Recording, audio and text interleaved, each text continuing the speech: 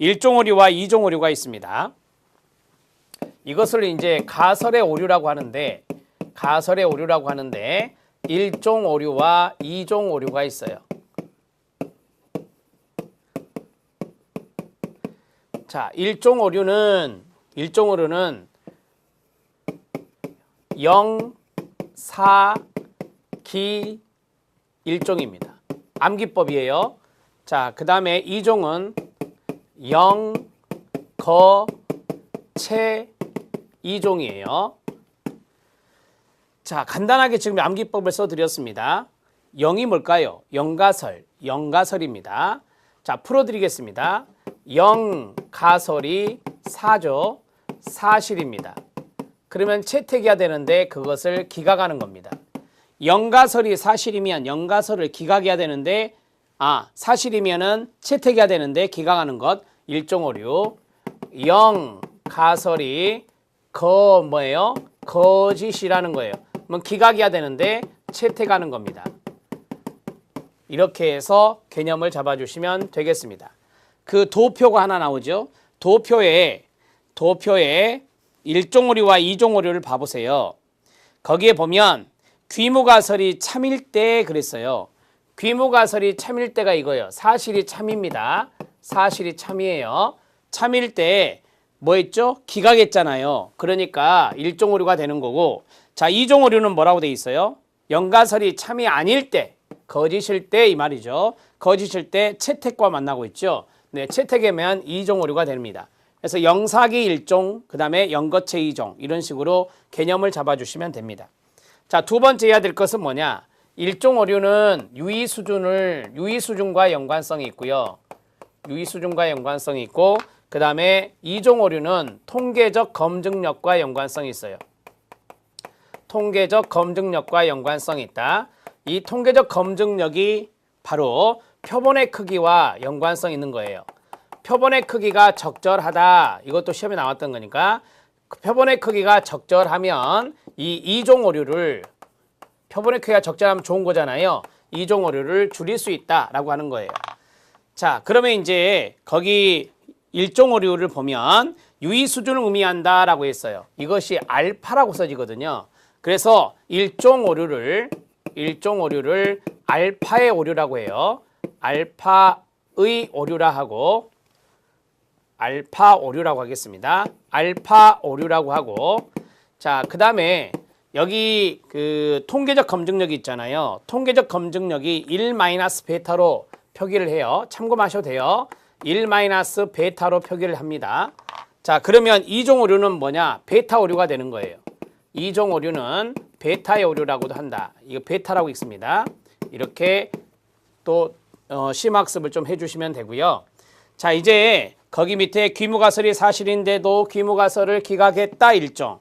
그 다음에 통계적 검증력을 의미하는 게 2종 오류인데 표본 크기가 적절할 경우 오류가 작아진다 말씀드렸죠. 표본 크기가 적절하면 2종 오류가 작아진다 말씀드렸고요.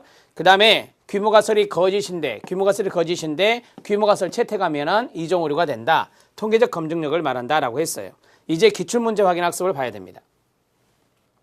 기출문제 확인 학습을 보시면 1번, 2번, 3번이 어려워요. 1번, 2번, 3번에 별표를 쳐주세요.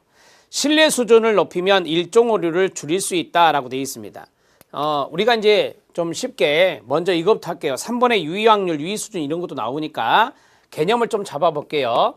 유의 확률이 있고 그 다음에 유의 수준이 있습니다. 유의 확률을 P밸류, P값이라 하고 유의 수준이 알파라고 아까 말씀드렸죠. 유의 수준이 알파다 이렇게 말씀드렸습니다.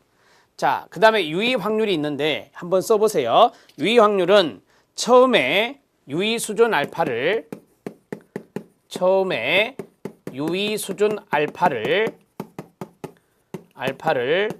얼마로 잡아야 귀무가설을 기각할 수 있는지, 영가설로 쓰겠습니다. 영가설을 기각할 수 있는지,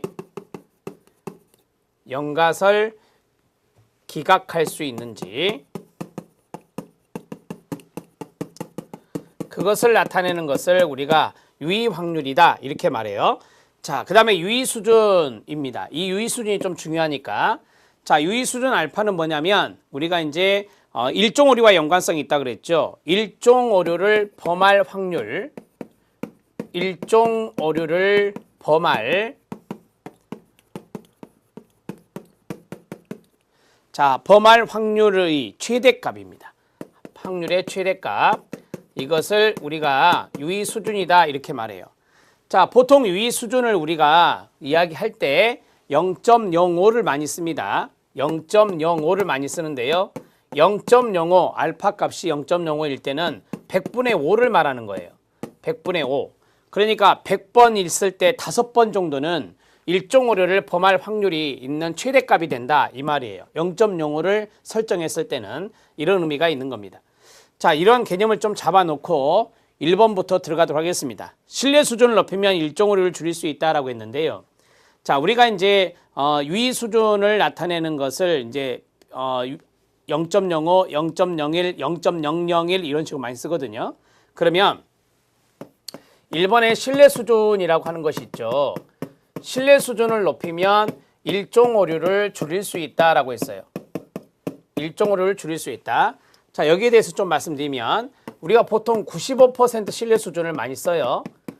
자, 95% 신뢰 수준은 우리가 알파 값을 했을 때 일종 오류가 바로 유의 수준 알파 값을 말한다고 그랬으니까 일종 오류를 범할 확률의 최대값이 여기 95%면요. 100분의 5. 100분의 5, 그냥 95%니까 나머지 5%가 남았죠. 그래서 P 0.05를 쓰는 거예요. 이런 식으로 됩니다. 그러면 제가 신뢰 수준을 올려볼게요. 99% 신뢰 수준입니다. 자, 99% 신뢰 수준이면 1%가 남았잖아요. 따라서 P 값이 0.01이 되는 거예요. P 값이 100분의 1이요. 그러니 이거는 100분의 5고, 이건 100분의 5고, 100번에 5번의 확률이고 이거는 100번에 몇 번이죠? 한 번의 확률이에요. 그래서 우리가 신뢰 수준이 높아지면 일종 오류가 줄어든다는 말이 바로 이겁니다. 자, 이것이 맞는 내용이다 이 말이에요. 두 번째 들어갑니다. 두 번째, 유의 수준을 낮추면 이라고 했죠. 자, 유의 수준을 낮추면 일종 오류가 어떻게 된다? 줄어든다 그랬죠. 감소된다라고 했어요. 자, 그러면 유의 수준 또 알파 값을 생각해 봐요. 알파 값, P 값이 아까 0.05였잖아요. 근데 제가 유의 수준을 0.01로 떨어뜨려 볼게요. 유의 수준을 낮춘다 그랬으니까 그러면 이거는 100분의 아까 5였잖아요. 똑같은 맥락이에요. 이거는 100분의 뭐가 되죠? 1이 되는 거예요. 따라서 일종 오류가 줄어들었죠. 똑같은 맥락으로 생각하시면 된다 이 말이에요. 100번 중에 5번, 100번 중에 1번이라는 거죠. 일종 오류를 범할 확률의 최대값이. 그래서 이렇게 해서 유의 수준을 잡아주시면 됩니다. 자, 2번도 맞는 내용이 되고요. 3번 들어갑니다. 유의 확률이 유의 수준보다 낮으면 연가설이 기각된다라고 했어요.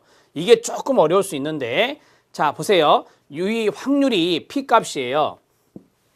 세 번째, 자, 유의 확률이 있습니다. 유의 확률이 P 값이라 하고 그 다음에 유의 수준이 있어요. 유의 수준이 알파라고 했잖아요. 자, 그러면 유의 확률이 유의 수준보다 낮으면 이라고 했잖아요. 자, 예를 들어서 P 값이 나오고 P 유의 수준을 제가 0.05로 잡겠습니다. 0.05로 잡아요. 자, 그러면 P가 유의 수준보다 낮다라고 했어요. 그럼 P 값을 제가 0.04로 해볼게요. 0.04. 그럼 여기다 0.04를 넣어봐요. 0.04, 0.05잖아요. 성립해요, 안 해요? 성립하잖아요. 0.05가 더 크잖아요. 0.04보다. 따라서 이 두 가지의 관계에서 만약에 0.04, 0.05 나와서 유의 수준이 유의 확률보다 더 높잖아요. 그러면 이것은 성립하기 때문에 귀무가설, 영가설입니다. 성립하기 때문에 영가설은 기각이 되고 우리가 이제 보고자 했던 대립가설, 차이가 있을 것이다라고 하는 대립가설은 채택이 되는 겁니다. 채택이 된다. 이렇게 보시면 돼요.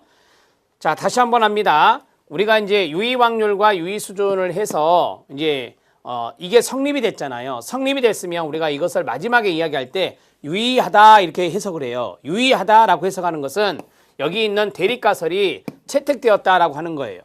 대립가설이 연가설의 반대가설이잖아요. 채택이 되면 이것이 기각되는 것이에요. 알았죠? 그래서 그 문장을 다시 해봐요. 유의 확률이 유의 수준보다 뭐하면 낮으면 연가설이 뭐 된다? 기각됩니다. 맞습니다.